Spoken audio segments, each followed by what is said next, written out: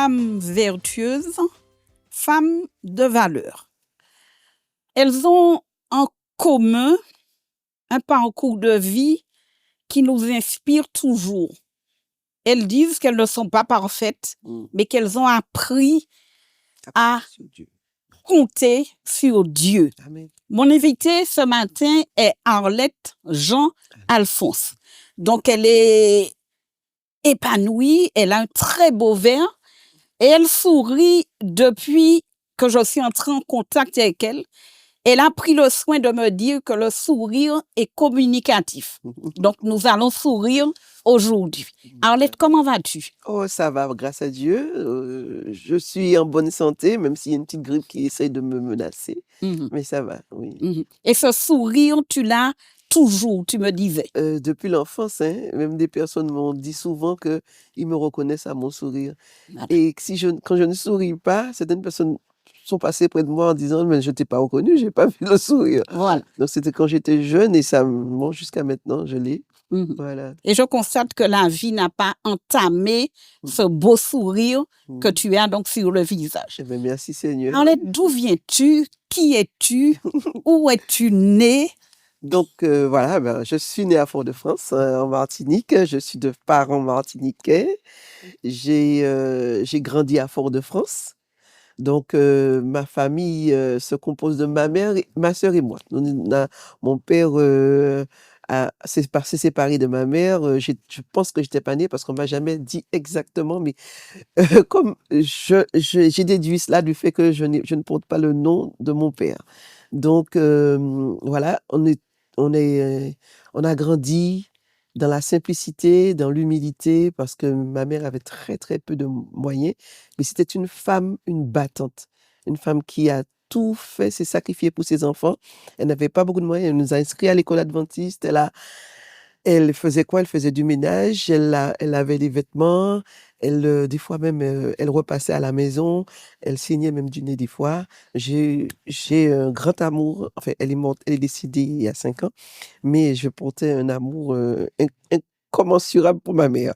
Sincèrement, parce que j'ai vu que c'est une femme qui s'est battue, qui s'est beaucoup sacrifiée pour ses enfants. Voilà. Et Voilà. pourquoi j'ai l'impression qu'elle t'a communiqué de belles valeurs? Ah oui, parce que ma mère, c'était la solidarité. Beaucoup de membres de ma famille qui étaient aux Anses d'Arlet sont passés par notre petite maison. Au départ, c'était une pièce séparée en deux par un rideau avec une cuisine extérieure en tôle. Après, le propriétaire a fait une chambre à côté. Et là, j'ai mes cousins qui sont passés, mes oncles qui sont passés, mes tantes, tout le monde, parce que tout le monde, quand il descendait à Fort-de-France, passait chez ma mère. Et qu'est-ce qui attirait dans cette maison? Eh bien, déjà, ma mère, elle était ouverte à tout le monde. Et on n'a pas connu, après cela, on a eu des personnes qui n'étaient pas membres de la famille, mais j'étais déjà adolescente à ce moment-là. On avait 2 chambres, à ce moment-là, c'était autre chose. Mais 3 fois, ma mère a accueilli 4 enfants de personnes qui étaient en difficulté. Donc, les enfants sont restés, ont duré. Des fois, la première fois, c'était une femme que le mari battait énormément. Elle voulait partir, quitter la Martinique. Elle nous a confié ses enfants. Elle étudiait avec ma mère, étudiait la parole de Dieu avec ma mère. Elle a quitté ses enfants à ma mère et elle est partie. Et là, j'étais adolescente. En fait, j'ai toujours connu ça, le fait de partager. Ma mère, c'était une femme de partage. Elle avait très peu de moyens, mais elle partageait ce qu'elle avait. Et puis, elle nous a appris aussi l'honnêteté. Avec ma mère, d'ailleurs, je ne savais pas mentir. Je n'ai jamais su mentir parce que chez moi, ça n'existait pas. On ne mentait pas. Et donc, ma mère, quelle que soit la chose que vous avez fait de mal, si tu disais, oui, maman, c'est moi, et je t'ai déjà pardonné. C'est-à-dire que qui est-ce qui a pris le lait? Vous savez, avant, le lait en poudre, là, ça tentait, le lait en poudre avec du sucre. Ça m'arrivait de fois de paiement. Maman, c'est moi. Eh bien, c'est fini. Hein. Elle ne nous battait. C'était rare qu'elle nous frappait. Elle parlait seulement. De toute façon, elle avait une autorité naturelle. Elle parlait seulement, ou elle te regardait, tu savais comment il fallait te conduire. Et donc, oui, j'ai grandi dans le respect des personnes, le respect de soi. On s'habillait pas n'importe comment. On avait peu de moyens, mais il fallait parler correctement. Il fallait... Voilà, il y avait une dignité. Et bon, les personnes, même du voisinage et autres pouvaient parler, dire des mots. Non, non, non. Leur langage très châtié. Et on se moquait de moi quand j'étais adolescente à cause de ça. Parce que les gens, ils faisaient exprès d'injurier. Moi, j'étais choquée. Ils se faisaient exprès de dire des gros mots. Parce que moi, je supportais pas ça. Parce que j'ai pas connu ça chez moi. Chez moi. Et ma mère disait aussi que même si tu n'as rien, tu ne le montres pas. Même si tu fais cuire de l'oignon, tu fais cuire l'oignon. On va sentir une bonne odeur chez toi parce que tu n'as pas à montrer, à te plaindre. Et Dieu a toujours pourvu. C'est-à-dire que des fois, quelqu'un amenait des légumes, quand on n'avait rien, on avait quand même toujours quelque chose. Je peux pas dire que j'ai eu faim. J'ai mangé des fois du pain avec de l'huile, c'est vrai, du coco sec avec de... Oui, j'ai toujours mangé. D'accord. Hein? Donc, voilà, la solidarité, le respect, l'honnêteté et puis surtout l'amour de Dieu. Parce que dès l'enfance, dès toute petite, ma mère nous réveillait le matin, le culte, on faisait la leçon d'école du sabbat, elle nous racontait des histoires. Toutes les histoires de la Bible, c'est au pied de ma mère. Et quand on arrive à l'école du sabbat, oh, mais je connaissais tout, quoi. J'étais très vite, très jeune. On m'a envoyé chez les grands parce que, mais elle nous a suivis aussi à l'école du sabbat. On était chez les primaires, elle était animatrice chez les primaires. Elle était animatrice en même temps là où on était. Et puis, en fait, quand j'ai eu, c'était normalement à 18 ans qu'on passait chez les adultes. Quand j'ai eu 16 ans, j'étais chez les adultes et il y avait une classe pour les jeunes. J'étais dans la classe des jeunes. Donc, de ce côté-là, vraiment, ma mère, la force de ma mère, c'était Dieu. Voilà. Arlette, comment une telle ambiance, hein, tu l'as bien dit, un foyer, somme toute modeste, simplement, mais comment une telle ambiance, de telles valeurs ont façonné donc ta jeunesse, puisqu'on arrive, hein, tu parles de tes 18 ans. Comment ces valeurs t'ont accompagné? Est-ce que tu as eu des regrets à un moment? Est-ce que tu rêvais d'autre chose? Ah non, jusqu'à mes 11 ans, pour moi, c'était, même si je n'avais pas d'argent, c'était pas grave. J'avais l'amour de ma mère. On était entourés, on avait toujours du monde. J'étais bien. Et puis, j'aimais beaucoup lire. Donc, à partir du moment où j'étais dans mes livres, j'étais bien. Et puis, la connaissance de Dieu, même si les gens se moquent, vous savez, à l'époque, on se moquait des adventistes, hein, ou d'élastique et tout ça, mais ça me faisait rien du tout. J'étais dans toutes les activités, jeunesse, tout ça. Et je vais vous dire, hein, quand j'avais 8 ans par là, on faisait du travail missionnaire chez des jeunes. On nous donnait des imprimés à distribuer. J'allais à Dillon, parce que j'étais à Kerlis. J'allais à Dillon. Eh ben, ce que je faisais, je distribuais. Quand les gens jetaient, je ramassais pour redonner à d'autres personnes. C'était un plaisir pour moi.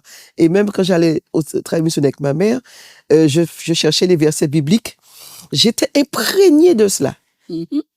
Bon, ça n'a pas empêché qu'à l'adolescence, j'ai eu une expérience assez négative qui m'a mise en révolte. J'ai été révoltée après. Voilà. Et j'y arrive, hein, donc il y a la foi de maman, il y a ce cocon familial finalement, mais à partir de quel moment tu peux témoigner que tu rencontres personnellement Dieu? Tu vas nous parler certainement d'une expérience où tu parles de révolte finalement. À partir de quel moment Arlette fait sa propre expérience avec son Dieu? Alors, je dirais que petite déjà, en fait, j'avais déjà cet élan d'amour pour Dieu qui m'a été transmis.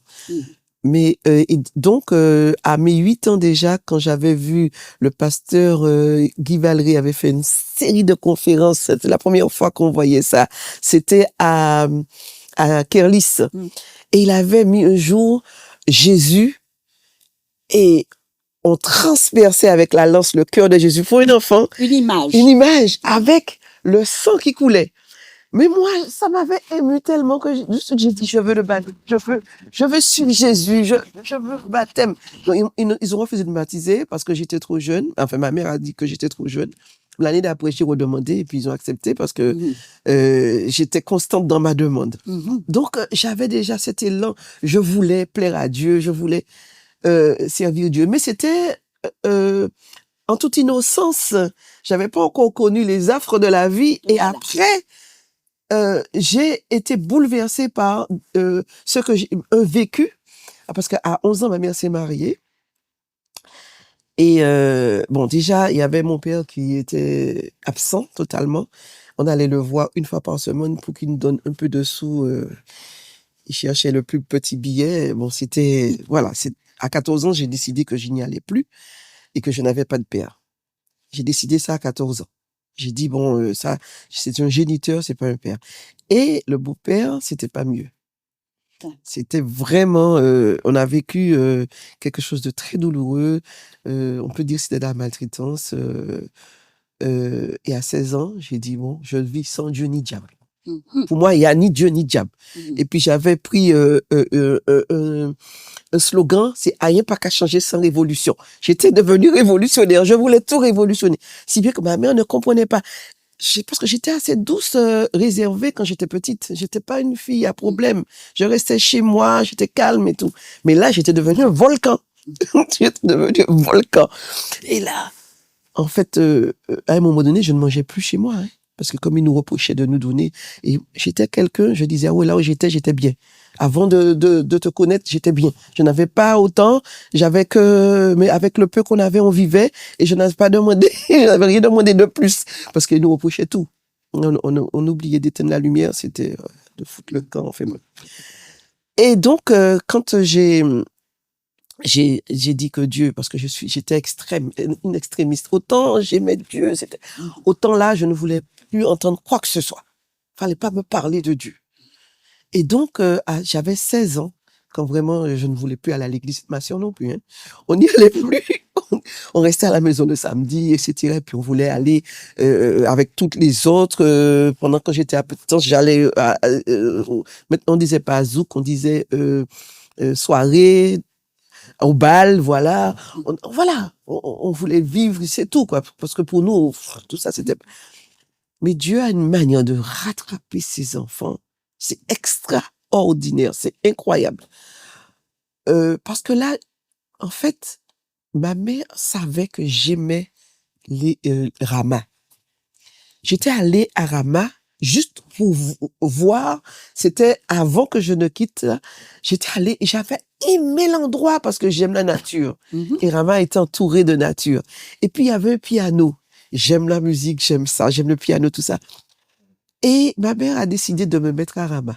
Elle n'avait pas les moyens. J'étais à l'école publique à partir du CM2 parce qu'elle n'avait pas les moyens de nous envoyer. Et elle a décidé de m'envoyer à Rama. Quand je suis arrivée à Rama, toujours révoltée, on a mis adventiste sur le registre là. J'ai fait un tollé, je ne suis pas adventiste, enlevez ça. Et puis après, doucement, mais sûrement, Dieu a fait un travail.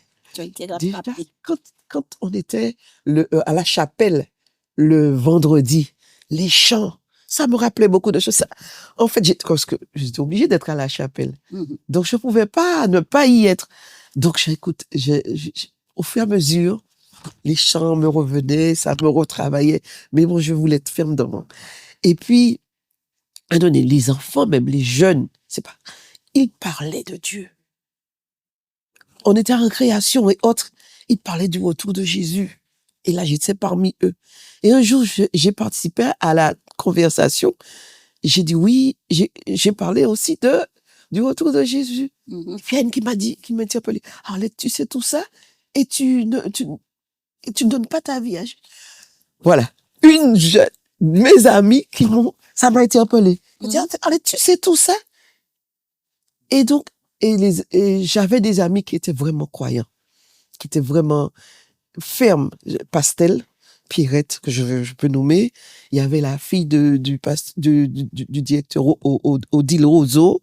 Il y avait Bompard, Babette, Elisabeth, que son frère a été colporteur. Enfin, des gens vraiment par des jeunes.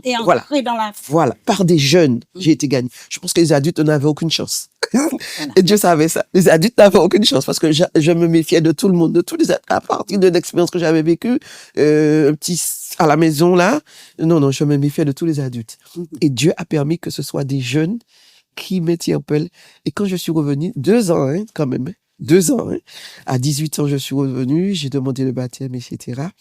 J'ai repris ma course sérieusement avec Dieu. Et parce que j'ai compris que, bon, il fallait pas regarder Mhm. à tout ce que j'ai vécu, que Dieu est au-dessus de ça. J'ai compris quand même que Dieu m'aimait malgré tout ça. Ouais. Parce que je n'arrivais pas à me dire comment un Dieu d'amour peut permettre certaines choses. Quand on est enfant, on voit l'amour, c'est que l'aspect positif. Mais à travers les épreuves, Dieu nous montre quand même sa présence, etc. Et bon, ça a été la première descente et Dieu m'a remonté au bout de 2 ans. Mais comme je pense qu'il y a une fragilité que j'avais que Dieu a au fur et à mesure transformée.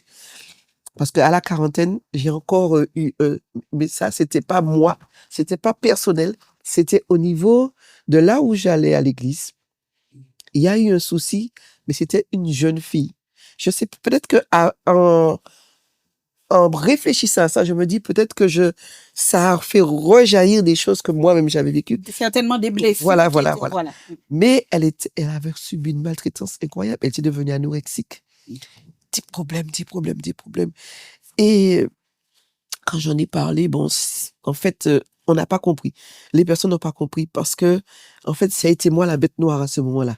Parce que j'ai parlé de ça ouvertement. Hein? Et donc, ça, je l'ai mal vécu. Et je l'ai tellement mal vécu que j'ai commencé à me dire, bon, à remettre tout en question parce que je suis quelqu'un, je raisonne trop. Et ma mère c'est comme ça, je confondais les gens. J'ai confondu ma mère qu'elle a dû appeler le pasteur et tout ça parce que je commençais à lui donner des questions qu'elle ne comprenait. Et là, j'ai recommencé. Dès que ça ne va pas, comme ça, je touche le fond, je commence à faire que du raisonnement. Et alors, je suis allée dans la mythologie grecque, égyptienne, etc., en me disant que Moïse a appris des choses loin. Et puis finalement, je suis retournée, parce que ça s'est passé en métropole, je suis retournée en Martinique, toujours non-croyante. Mais je travaillais avec les SDF déjà là-bas. Et puis, comme j'avais le désir d'arrêter, parce que c'était trop prenant et parce qu'au niveau politique, on ne nous aidait pas. Et j'ai dit, bon, j'arrête, mais je ne sais pas ce que je vais faire, j'arrête. Là, c'est pour montrer comment Dieu est grand. J'ai arrêté, je ne savais pas ce que j'allais faire. Et puis, un prof de Rama m'appelle, une amie. Elle me dit, on a un poste à Rama, on a besoin de prof de sciences sanitaires, ça t'intéresse? J'ai dit, mais c'est pas croyable. Encore Rama. Voilà. Et permets-moi de rappeler que Rama, donc, c'est une institution adventiste, collège et lycée. Donc, Rama encore te rattrape. Voilà. On a besoin de profs à Rama de sciences sanitaires. Je ne sais même pas c'est quoi, sciences sanitaires et sociales, mais j'ai dit oui. Parce que je voulais rentrer en Martinique. J'ai pas regardé à tout ça.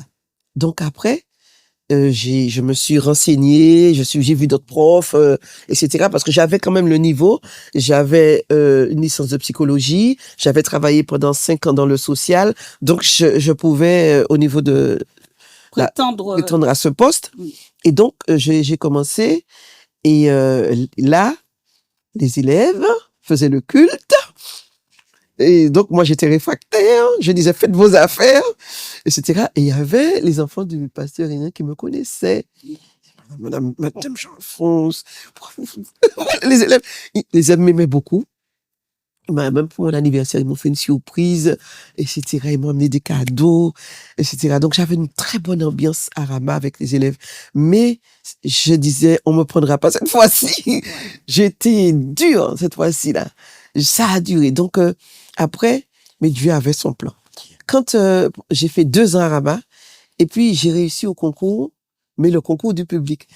Et je ne savais pas. Mais c'était le plan de Dieu.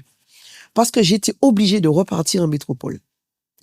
Quand je suis repartie en métropole, déjà, alors, je vais pas tout raconter parce que c'est trop long. Oui, je vais, voilà. Tu résumes. Je résume. Mais en métropole, quand je suis arrivée là-bas, j'ai une personne qui m'a appelée, la fille qui avait eu plein de problèmes là. Elle cherchait à entrer en contact avec moi. Elle m'a pas eu chez moi. J'étais chez une amie commune à Saint-Étienne et je devais aller à Lyon. Et c'est là qu'elle était. J'ai dit, mais elle appelle chez la fille et la fille lui dit, je te passe quelqu'un. Et Voilà, pour dire que c'est par hasard. Enfin, il n'y a pas de hasard. Dieu a permis que je sois au bon endroit. Arlette, c'est pas possible. Je veux juste à te joindre. Je veux que tu viennes à Lyon. Je viens, j'ai des choses à te raconter. Je lui dis, mais je dois aller, mais je devais aller chez une tante. Je suis pas allé chez la tante. Je suis allé chez elle. Elle a passé la nuit à me raconter comment Dieu a transformé sa vie. Comment, de ce qu'elle était anorexique, franchement, elle avait fait plusieurs tentatives de suicide. C'était quelqu'un de déconstruit totalement. Quand j'ai entendu ça, j'ai dit non. Le lendemain, j'ai dit non, on recommence, redis-moi. Je vais écrire tout ça. Parce qu'il faut que j'arrive. J'ai dit ah non, c'est pas possible, c'est pas le hasard, ça.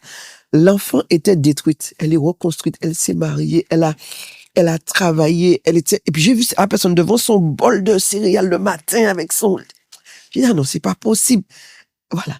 Et c'est la première chose qui m'a été interpellée. J'ai dit que Dieu a voulu que je retourne là où il y avait eu le problème pour que je vois comment il progresse avec les gens, comment sa famille même s'est réconciliée avec elle, comment Dieu a travaillé aussi la famille. Hein? Je me suis dit, non, non, je ne disais pas encore Dieu est formidable, parce que, mais je dis, oui, il y a quelque chose, ça commence à m'interpeller. Et là, j'ai appelé des amis, j'ai dit, tu m'avais dit que tu avais fait une expérience avec Dieu, raconte-moi. C'est là maintenant que j'ai envie de savoir. Et donc, finalement, j'ai un cousin qui m'a emmené, j'ai dit, je veux même pas aller à l'église, hein. Il m'a emmené dans un groupe de maisons. Les enfants, c'est pourquoi moi, je suis tellement adepte des petits groupes, pas séparés de l'église, petit groupe d'église. Et puis, parce que la sœur, elle faisait ça une fois par mois. Et les autres, samedi, elle allait à l'église. Mais une fois par mois, elle faisait groupe de maison. Et là, dans la convivialité, chacun parlait de ses problèmes. On priait pour chacun progressait. Ton premier âme. Ah, oui, ma sœur, là, j'ai retrouvé pleinement Dieu. J'ai retrouvé l'amour pour Dieu, l'amour de Dieu. Mais là, j'ai dit cette fois-ci, jamais plus.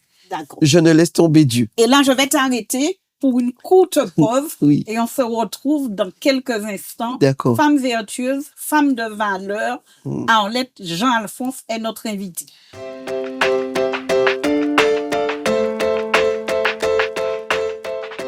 Femme vertueuse, femme de valeur. Un parcours de vie à rebondissement, on va dire. C'est vrai. Mais un parcours de vie assumé. Tout à fait. Dis-moi la conclusion de ce. Est-ce que la relation maintenant, elle est au beau fixe? Est-ce qu'il y aura encore une nouvelle révolte? Ah non. Là, j'ai dit adieu, plus jamais. J'ai pris du temps cette fois-ci pour revenir à lui. Il a fait tout un cheminement pour me faire revenir. Cette fois-ci, rien ne m'a empêché de servir mon Dieu. Et ça va faire ce que j'ai raconté là.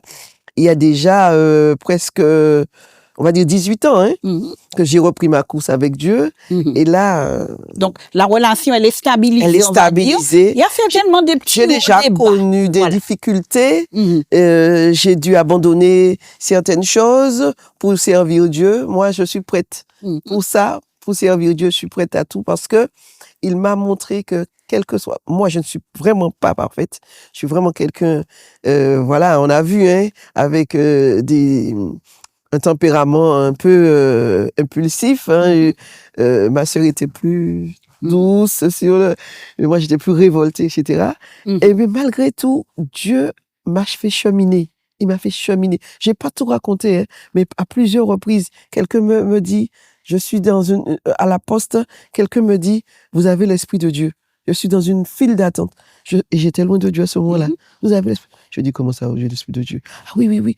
Je dis, moi, Dieu, mais vous avez la foi. Je dis, non, moi, non. Il me dit, oui, vous avez connu Dieu. Je dis, oui. Il me dit, si vous avez abandonné Dieu, mais Dieu ne vous a pas abandonné. J'ai plusieurs expériences comme ça. Avant le coup fatal, on va dire, que Dieu a donné pour pouvoir... Avant la période tumultueuse, on va l'appeler comme ça. Alors donc, je peux dire que quand on est un enfant de Dieu, qu'on est sincère, voilà, Dieu trouvera toujours le moyen de nous ramener à lui. Voilà. Toujours. Et à partir de ce moment-là, la relation qu'on a avec Dieu est encore plus profonde qu'avant. Parce que cette expérience a mûri la relation.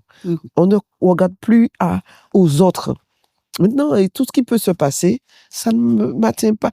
Ça me fait de la peine, mais ça ne ça n'affecte pas ma relation avec Dieu. Voilà. Dieu est toujours présent dans ma vie.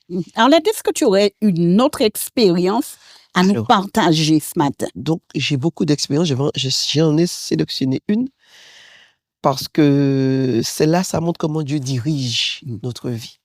Alors, je vais prendre un moment où je travaillais. Au départ, j'étais analyste programmeur plus analyste dans une banque. Et je me suis senti interpellé pour faire autre chose. Je sentais comme si Dieu m'appelait à autre chose. J'avais envie d'abandonner, mais je ne savais pas quoi faire. Parce qu'à cette époque-là, j'étais avec Alfred Varas, je ne sais pas si vous vous rappelez. On allait à la banque Mangrove, on allait à Fort-de-France, on distribuait des repas pour les SDF, etc. Et ça m'interpellait. Je voulais faire quelque chose de ce sens-là. Et j'ai dit à mon chef de service à un moment, je vais démissionner. Et puis, c'est resté comme ça. 6 mois passés, c'est resté comme ça. Et un matin, avant de prier, je sentais l'appel toujours. J'ai prié, j'ai dit, Seigneur, si le chef de service, quand j'arrive, me dit, Madame Alphonse, qu'est-ce que vous faites? Je démissionne. J'arrive. Je franchis juste, c'était une porte coulissante. Je franchis le pas. Il m'appelle, Madame Alphonse, venez me voir. Je vais, alors qu'est-ce que vous faites? Parce qu'il faut que je fasse mon planning. J'ai dit, je démissionne. Ça s'est passé comme ça. Parce que j'ai fait cette prière avant de partir. Et voilà. Mais je ne savais pas quoi faire. Donc, après, j'ai décidé que je vais partir me former en psychologie en métropole parce que je vais faire du social. Je vais travailler avec les SDF, mais surtout les toxicomanes et tout ça. Et je n'avais pas un sou. J'ai démissionné. Donc, je vais pas dire que je vais aller au Pôle emploi ou que ce soit, je n'ai droit à rien. Donc, bon, j'avais quand même de quoi payer mon billet, mais après, j'avais une voiture. J'ai décidé de vendre la voiture pour pouvoir avoir les moyens de partir. Le jour arrive, j'ai pas vendu la voiture. J'avais mis une annonce sur le France Antilles qui était déjà dépassée. Quand je suis parti, je suis déjà dans l'avion. L'avion a une panne. C'est tellement extraordinaire. L'avion a une panne. On nous dit qu'on a 3 heures d'attente. J'ai le temps de retourner chez moi. J'arrive dans l'allée. J'entends le téléphone qui sonne. Je cours, je prends le téléphone. Un monsieur qui m'appelle pour la voiture. Il me dit, vous avez une voiture à vendre, etc. Je dis, ah bon, écoutez, j'étais déjà à l'aéroport pour m'en aller, etc. Et puis le monsieur me dit, vous avez l'air agréable, votre façon de parler, tout ça. Je viens voir la voiture. Je me dis, ah, bon, est-ce que c'est pas encore une arnaque, un truc bon? Je viens, il conduit la voiture, je conduis la voiture. Il me dit, il y a un bruit là, hein, parce que je suis pilote automobile. Mais c'est pour ma femme que je veux la voiture. Il y a un bruit là quand même, etc. Mais finalement, je prie dans mon cœur, j'ai dit, Seigneur, permets qu'il achète la voiture parce que je pars sans rien. Et le monsieur me dit, vous avez besoin de cet argent-là, hein, comme vous partez là. Comme ça, le monsieur me dit. Et puis il me dit, bon, je prends la voiture, je vous donne en liquide tout de suite la moitié de l'argent. Je fais les papiers, comme je partais, ma sœur va faire les papiers et il donne le reste de l'argent. Et c'est comme ça que je suis parti avec un peu d'argent pour pouvoir louer quelque part, etc. Mais le Seigneur a fait... Là, j'ai vu que c'était la volonté de Dieu que je parte. Parce qu'il a pourvu, vraiment. Et quand je suis arrivé là-bas, j'ai eu des personnes qui m'ont aidé, des personnes de l'église, etc. Parce que j'avais appelé le pasteur pour que quelqu'un puisse m'héberger, le temps que je trouve quelque part, etc. Mais Dieu a planifié les choses pour moi. Quel est ton verset préféré? Alors, en fait... Je vais dire que c'est mon slogan. Ouais, c'est devenu mon slogan. Tout ce que vous voulez que les hommes fassent pour vous, faites-le de même pour eux. Je pense que ça vient depuis ma mère, que être au service des autres. Et Dieu, dans tout mon cheminement, c'est ce qu'il m'a permis de faire, d'être au service. Quand j'étais ici, quand je suis partie, et tout ça. Donc, tout ce que vous voulez que les hommes fassent pour vous, faites-le de même pour eux. Ça se trouve dans Matthieu 7, verset 12. Hein? Donc, il y a d'autres versets que j'aime beaucoup, c'est pas le seul. Mais celui-là, il me donne une ligne directrice. Je ne vis pas pour moi-même.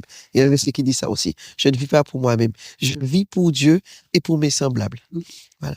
Et c'est d'ailleurs pour ça que j'ai entamé... Tu vas arriver, ce matin, je te laisse parler. Voilà. J'ai entamé un grand projet qui me dépasse.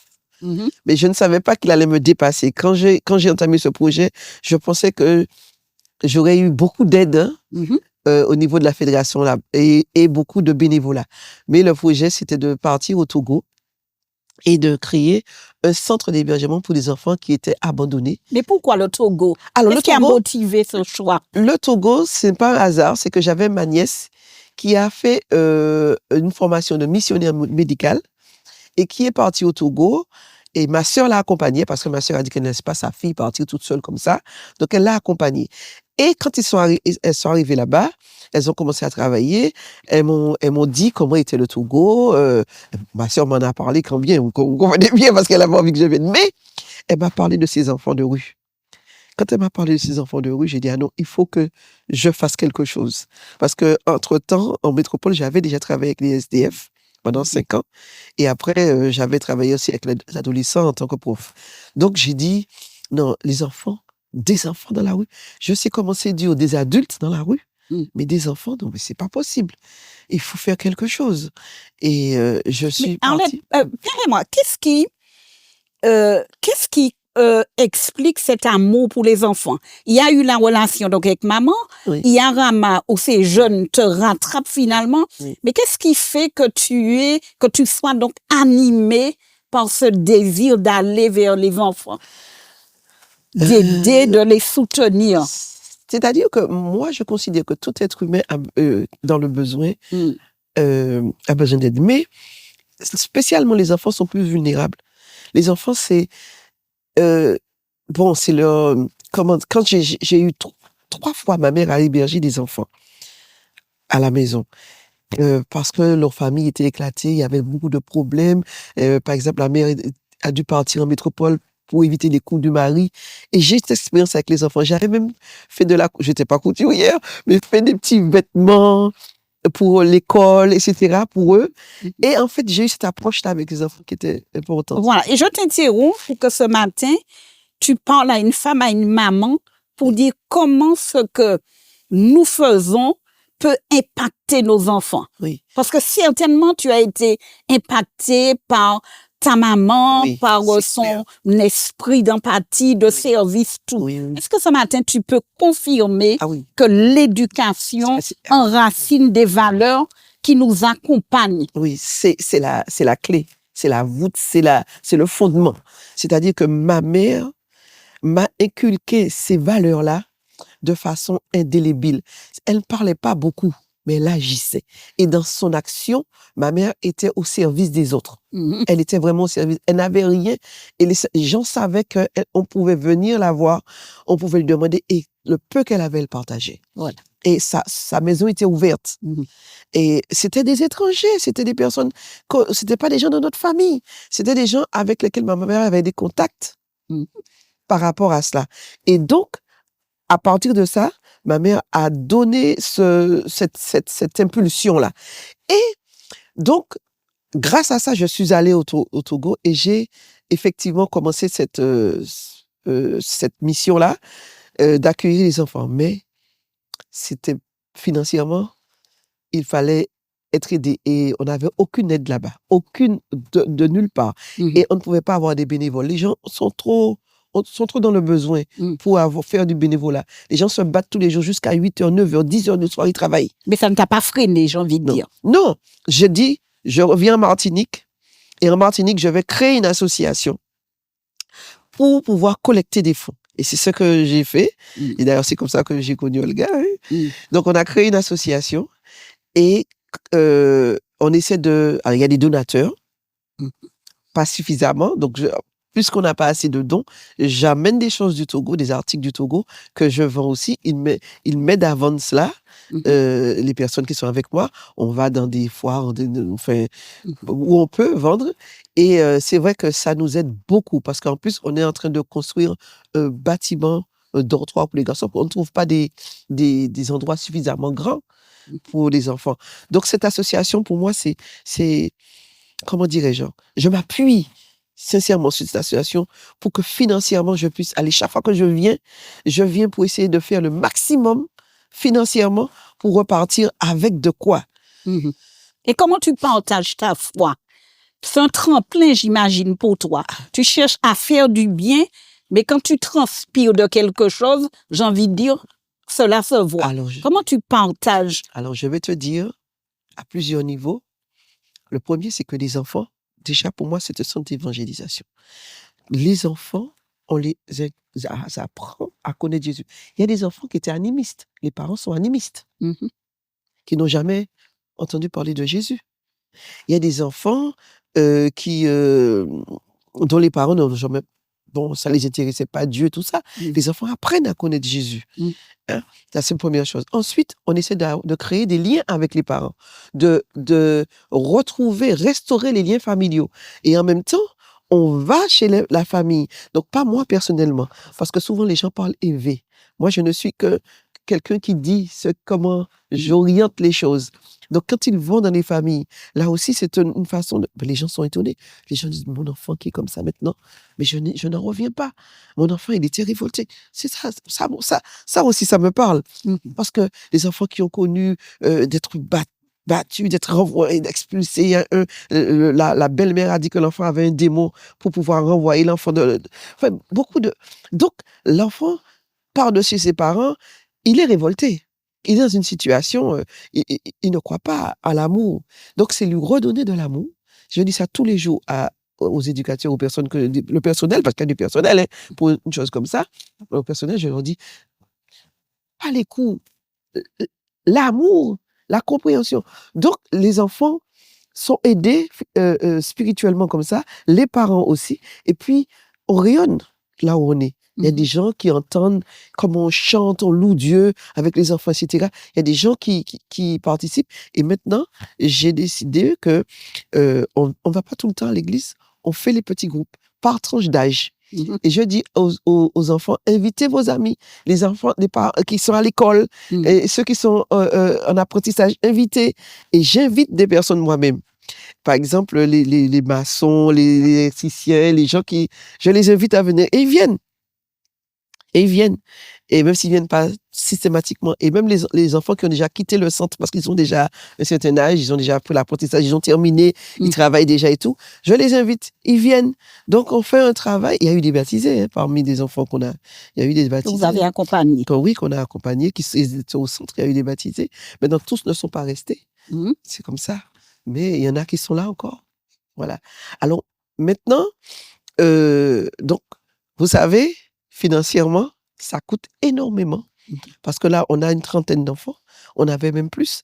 Mais il y en a qui sont partis déjà, qui font déjà leur vie. Et maintenant, on ne prend pas parce qu'on n'a pas assez de moyens. Mais on me parle des enfants, des petits comme ça qui sont dans la rue. C'est incroyable. Il faut qu'on fasse... Mais pour cela, il faut qu'on ait plus d'aide. Donc, j'ai besoin d'avoir plus de donateurs. Des personnes aussi, des personnes retraitées qui veulent aller. Des personnes qui veulent aller nous donner un coup de main, qui sont éducateurs, qui sont professeurs, qui sont infirmiers ou médecins, ou voilà, qui sont dans le domaine médico-social, qui ont envie de faire une expérience. Eh bien, venez. On va vous accueillir, on va vous loger, on va vous nourrir, mais vous allez pouvoir nous aider concrètement. Et puis, pour la construction, on a besoin spécialement d'une aide financière. Et là, si vous avez les moyens de faire un don spécial unique, faites-le, parce qu'il faut qu'on finisse ce bâtiment pour que les enfants puissent y entrer. Là où on n'est pas aux normes. Les affaires sociales nous ont dit qu'on n'est pas aux normes là, et on leur a dit qu'on a une construction. C'est pour ça qu'ils attendent qu'on finisse, parce que sinon, on devrait nous fermer. C'est un puits, il n'y a pas d'eau courante, etc. Bon, voilà. Et ils sont trop nombreux dans une chambre, etc. Qu'est-ce qui pourrait t'arrêter? Rien. Rien, parce que j'ai déjà eu tellement de difficultés là-bas. Tellement de difficultés. Des gens me disent d'arrêter. Des gens, ils m'ont déjà dit, mais comment je vais arrêter? Ce que j'ai entrepris là, c'est pas de moi-même. Il faut que Dieu me dise d'arrêter. Il faut que, chaque fois que j'ai une difficulté, j'amène ça à Dieu. Et je dis, Seigneur, et je reçois des encouragements. Des personnes qui ne savent pas ce que je vis, qui m'envoient, comme par hasard ce jour-là, va de l'avant, prends courage, etc. Je reçois des choses, je vois que c'est Dieu qui guide. Et en plus, ce que Dieu a fait pour moi, tel que j'étais, Ce que j'étais, ce que je suis devenue, c'est grâce à Dieu. Comment est-ce que je ne peux pas tendre la main pour que quelqu'un d'autre... Parce que les enfants ne sont pas faciles, hein. Mm. Les enfants qui ont fait la rue.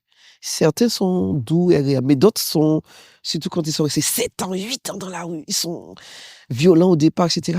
Mais petit à petit, Dieu les transforme. Je vois les transformations. Mhm. Même s'ils quittent, ils ne retournent pas dans la rue. Dieu fait des miracles extraordinaires. Mhm. Et en plus, on a des enfants vraiment, il y a des petits là, sans parents, sans personne. C'est une directrice d'école qui l'a ramassé dans la rue, presque mourant. Mm. Où est-ce que, quand je pense à eux, je dis non, je ne peux pas arrêter. Où est-ce que cet enfant-là va aller? Où est-ce qu'il va aller? Il n'a pas de famille. Mm. Il y a une petite là, sa mère avait le sida, son père alcoolique, les 3 dans la rue. On a soigné les 3. Mm. On a amené la maman à l'hôpital, on a fait le nécessaire. Il y a un monsieur qui m'a dit, mais j'ai le témoignage, hein, qui m'a donné le témoignage, mais vous faites l'œuvre de Dieu, vous guérissez les malades quand vous les emmenez à l'hôpital. Le monsieur me dit ça. Moi, ça me touche. Hein? Et je me dis, je ne peux pas arrêter ça. C'est l'œuvre de Dieu que je suis en train de faire. Mhm. Parce qu'en fait, Dieu nous dit dans sa parole que voici le jeune auquel je prends plaisir, dénoue les lieux de la servitude, renvoie libre les opprimés, fais entrer dans sa maison le malheureux sans asile. Et voilà, couvre. Si tu vois un homme nu, couvre-le, etc. Pour moi, c'est l'œuvre de Dieu. Je ne peux pas arrêter l'œuvre de Dieu. Mhm. Voilà. Mhm. Et Même comme si c'est ce difficile. matin, Arlette, tu pourrais dire à une femme, aux femmes, de ne pas se laisser enfermer et limiter. Voilà. Parce que là, tu me dis, pas beaucoup de moyens financiers, mais tu vas encore. C'est Tu ça. es animé, tu vas. Mm. Quel encouragement tu pourrais donner ce matin Alors, à tous ceux qui se limitent, qui ont peur? je pourrais dire, c'est si on place sa confiance en Dieu. Quand tu sens que Dieu te dit de faire quelque chose, c'est pas toi que tu limites, c'est Dieu que tu limites. Parce que c'est pas de ta force, c'est pas avec tes forces que tu fais, c'est avec la force que Dieu te donne. Donc, ne limitons pas Dieu, laissons Dieu agir en nous, à travers nous. Hein? Qu'on soit petit ou grand, femme ou homme, ou quel que soit ce qu'on est, on est limité. C'est vrai, mais Dieu va au-delà de nos limites. Et quand des fois je pense à Moïse, hein, Mhm. je me dis, mais le peuple d'Israël était dur, hein? C'était dur. Mais comment Moïse a tenu? C'est par sa relation avec Dieu. Je voudrais dire à toute personne qui m'écoute, ayons une relation forte avec Dieu. Plaçons notre confiance en Dieu. Faisons nos expériences avec Dieu. Et plus nous allons faire des expériences avec Dieu, plus Dieu va nous permettre de cheminer et plus nous aurons confiance en lui, plus nous pourrons faire des choses extraordinaires. Dieu n'a pas de limites, c'est nous qui avons des limites. Mm. Voilà ce que je voudrais dire à toute personne. Dieu n'a pas de limite, c'est nous qui avons des limites. Arlette, merci pour ce beau témoignage. On a rencontré une femme authentique, une femme vraie qui avoue donc ses faiblesses, ces petits moments, ces querelles donc avec Dieu, si tu me permets, Oui, entre on peut guillemets, dire ça. mais une femme affermie Amen. et qui a placé donc toute sa confiance en Dieu. Amen. Est-ce Amen. que tu aurais un dernier mot? Eh bien, le dernier mot serait courage quand l'épreuve est là, parce que ne nous révoltons pas contre Dieu. Quand l'épreuve est là, plaçons notre confiance en Dieu. Mais même si nous sommes révoltés, hein, parce qu'il y en a, je sais que je ne suis pas la seule, si nous sommes révoltés, hein, Dieu va nous rattraper. Amen. Dieu ne laisse personne tomber. Mais quand vous entendez la petite voix, laissez-vous réfléchir. Laissez-vous réfléchir. Parce que Dieu veut notre bien. Même s'il y a des choses qu'on ne comprend pas, la vie est pleine de choses, des choses qu'on ne comprend pas. On ne comprend pas pourquoi on passe par là. Pourquoi c'est ce chemin-là. Mais Dieu sait. Et Dieu sait pourquoi il nous permet qu'on passe par ce chemin-là. Son objectif, c'est que nous soyons avec lui dans l'éternité. C'est pas la terre, c'est l'éternité. Ouais. Donc, s'il faut qu'on passe par la douleur pour qu'il nous façonne, acceptons, parce que nous aurons l'éternité. Femme vertueuse, femme de valeur. Qui dirait le contraire après un tel témoignage? Arlette, merci encore d'être venue et à très bientôt.